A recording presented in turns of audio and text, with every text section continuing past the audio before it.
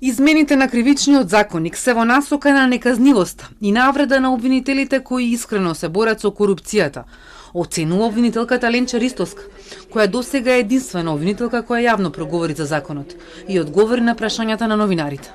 Самите измени како такви, верувајте, јас лично ги доживувам како навреда за сите професионалци кои што сме се вложиле во борбата пред се против корупцијата, бидејќи овие измени најчесто ќе ги афектираат коруптивните кривични дела. Измените на кривичниот законник би рекла дека и како влијаат на културата на неказнивост која некако се протежира изминатите години и затоа и изборувавме веќе на панелот и обвинителството по мое мислење е ставено пред навистина една неблагодарна и тешка задача.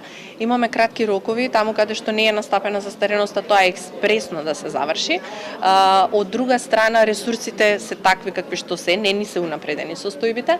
Обвинителката која го води најбитниот предмет на поранешното СЈ Таргет тврдина за масовното прислушување, рече дека во тек е анализа во предметите во кои постапува, за да се видат последиците од законските измени. Сепак јасно е дека дел од предметите во кои со колегите вложиле многу ресурси и енергија веќе застаруваат. Уверува дека ќе преземат се што можат за да се извлече максимум, таму каде што ќе може, ќе извршат и преквалификација на делото. Да не заборавиме дека било кои измени со кои што можеби некој се спасува од кривична одговорност, не ја иземаат од одговорност имотната корист, односно конфискацијата и понатаму останува на сила, па најмалку што може да направиме е во судските предмети каде што имаме можност да се бориме да се спроведе конфискацијата. Денеска во Кривичниот суд продолжи судењето за траекторија за кинеските автопади.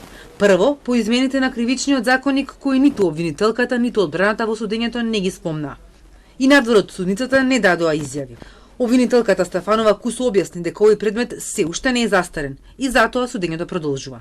Според обвинението, застарувањето треба да се случи во октомври. Тројцата обвинети екс-функционери Пешевски, Јанакиевски, Георгиевски во предметот за кинеските автопати одговараат за злоупотреба на службената положба од ставот 5 за јавните набавки, кои со измените се избриша. Груевски во овој предмет одговараше за друго дело кое застари од претходно. Од обвинителството најавуваа, но се уште не одржале стручен колегиум на кој требаше да ги решаваат дилемите на обвинителите околу примената на законот.